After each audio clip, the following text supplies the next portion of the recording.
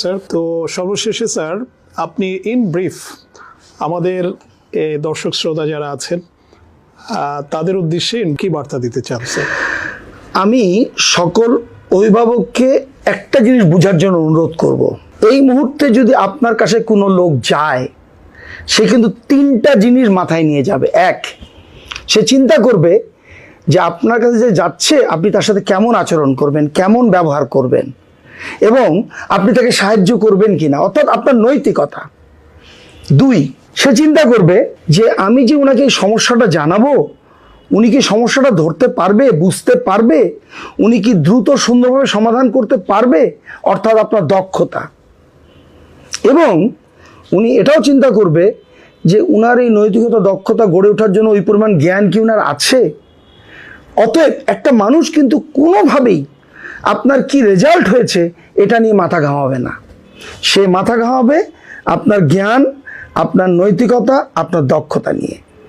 ঠিক একইভাবে যখন আপনার ছেলে বা মেয়েটা কোনো ইন্টারভিউ বোর্ডে যায়, বিশ্বাস করেন ইন্টারভিউ বোর্ডের কেউ তার রেজাল্ট নিয়ে খুব একটা মাথা ঘামায় না।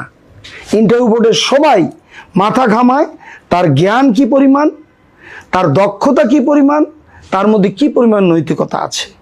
আমি সকল অভিভাবককে অনুরোধ করব, আপনার সন্তানের রেজাল্ট নিয়ে এত ব্যস্ত হয়েন না, বরং আপনার সন্তানকে জ্ঞানী বানান, নৈতিকতা সর্বস্ব বানান এবং প্রয়োজনীয় দক্ষতা নিয়ে বড় হতে দেন। এবং এগুলো অর্জনের জন্য তাদেরকে বিভিন্ন সহশিক্ষা কার্যক্রম, সামাজিক কার্যক্রম, আত্মীয় স্বজনের সাথে সম্পর্ক, এগুলোকে গুরুত্ব দেন। ধর্ম, নৈতিকতা, শিক্ষার প্রতি গুরুত্ব দেন। ইনশাআল্লাহ ওরা জীবনে সাফল্য লাভ করবে। আর যাই অর্জন করুক আলহামদুলিল্লাহ বলুক। আলহামদুলিল্লাহ বলা মানে কিন্তু এই নয় যে সে সেখানেই থেমে যাবে। সে আরও চেষ্টা করবে তিনটা জিনিস নিয়ে, সেটা হচ্ছে সততা, আন্তরিকতা এবং পরিশ্রম। আমি সকল অভিভাবকদের প্রতি অনুরোধ করছি, আপনার সন্তানদেরকে ভালো মানুষ বানান।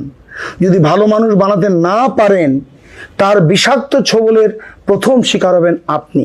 আমি আশা করি ইনশাআল্লাহ আপনারা সকলে আমার এই কথাটা বোঝার চেষ্টা করবেন এবং সেভাবেই সন্তানদেরকে ভালো মানুষ হিসেবে গড়ে তুলে একটা সুন্দর সমৃদ্ধ বাংলাদেশ গড়ে তোলা নিশ্চিত করবেন।